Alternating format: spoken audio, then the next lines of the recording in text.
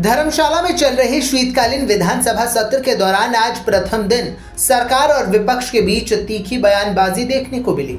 नेता प्रतिपक्ष जयराम ठाकुर ने सरकार पर राहत कार्यों में विफल रहने को लेकर और चुनाव से भागने तक के गंभीर आरोप लगाए।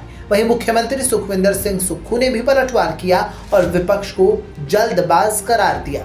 धर्मशाला के तपोवन में शीतकालीन विधानसभा सत्र जारी है और इसी दौरान नेता प्रतिपक्ष जयराम ठाकुर ने मीडिया से बातचीत के दौरान सरकार को आड़े हाथों लिया।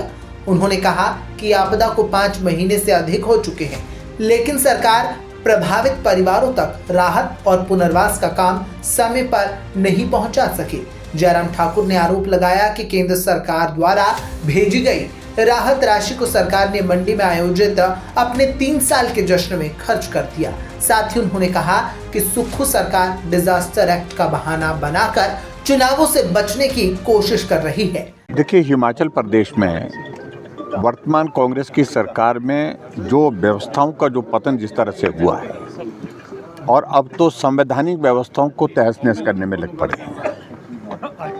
एक पंचायत के चुनाव को स्थगित करने के लिए ऐसे तर्क दिए जा रहे हैं जिनका कोई औचित्य नहीं। डिजास्टर एक्ट का हवाला दिया जा रहा है।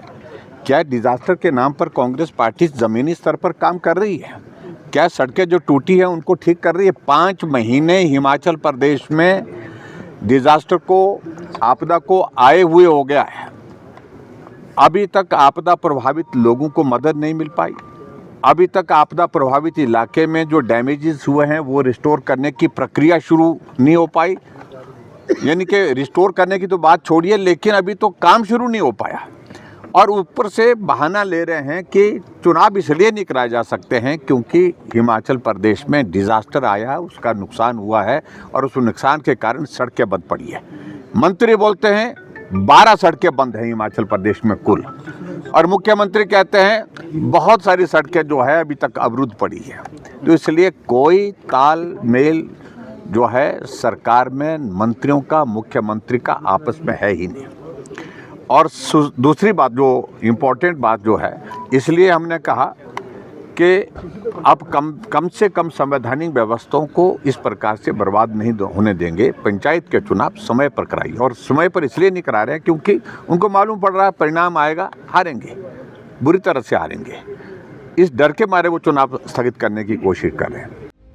जयराम ठाकुर के इन आरोपों के बाद मुख्यमंत्री सुखविंदर सिंह सुक्खू ने भी कड़ा पलटवार किया।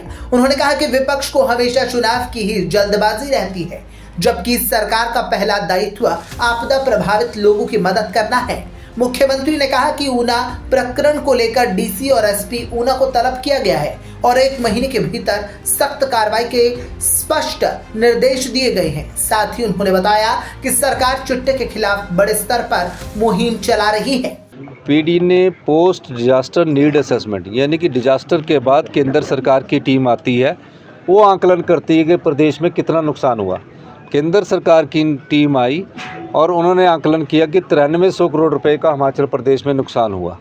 उन्होंने ही रिकमेंड किया 2023-24 में, उन्होंने ही रिकमेंड किया, और उसके 2 साल बाद हमें दिए कितने? 1500 करोड़ रुपये। 1500 करोड़ रुपये स्वीकृत हुए, अभी ट्रेजरी में नहीं आए। ट्रेजरी में कितने आए? 451 करोड़ रुपया। 451 करोड़ रुपये आया 9300 करोड़ में से, और कहा कि 25% उसमें सरकार देगी। तो सरकार उसमें 25% अपना शेयर देगी, लेकिन क्या हमने 4500 करोड़ रुपए का 2023-24 में जो हमने पैकेज किया था जिसमें सड़कें खोल गई थी, हमारी स्थिति भी थोड़ी उससे गड़बड़ाई है, आर्थिक स्थिति में भी कमजोरी आई है। तो निश्चित तौर पर पीडीएनए की ही किश्त दिला दीजिए, कुछ तो करिए। महज यहाँ हल्ला करेंगे, पंचायती राज चुनावों में की बात करेंगे। पंचायत के चुनाव पंचायत प्रधान, वार्ड पंच, बीडीसी मेंबर, जिला परिषद मेंबर, वाइस चेयरमैन, चेयरमैन सबके होंगे, निश्चित तौर पर होंगे। और जैसे ही हम आपदा से निपटते हैं पंचायत चुनावों की, उस समय हम घोषणा कर देंगे। मैंने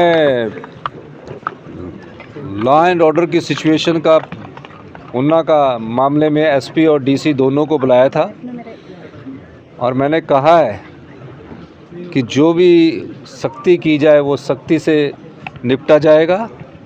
ऊना में सभी प्रकार की क्रिमिनल एक्टिविटीज़ में सम्मिलित जो लोग हैं, मैं कहना चाहता हूँ मैंने उन्हें 1 महीने का समय दिया है। सभी प्रकार के एक्टिविटीज़, जो भी किसी प्रकार के धंधे में लगे जो लोग हैं, उनके खिलाफ़ हमारी सरकार सख्त कार्रवाई करेगी। और एक बात मैं और कहना चाहता हूँ, चिट्टा के खिलाफ़ हमारी सरकार बड़ी गंभीर है। 1 तारीख को हम धर्मशाला में भी वॉकथॉन का आयोजन कर रहे हैं। हम चाहते हैं कि सभी समाज के प्रबुद्ध जनता, NGOs इसमें शामिल हो और चिट्टा के खिलाफ़ जो अब जन जागरण अभियान हमने शुरू किया है, उसके खिलाफ़ हम लोगों को जागरूक करें और सख्त से सख्त कार्रवाई हम करने जा रहे हैं। खैर, धर्मशाला में चल रही शीतकालीन विधानसभा सत्र के दौरान जहां आज तीखी बयानबाजी देखने को मिली, वहीं विपक्ष और सरकार की ओर से जवाब भी सामने आए। ऐसे में देखना अहम होगा कि आने वाले दिनों में और क्या कुछ देखने को मिलेगा। Bureau report, PTC news.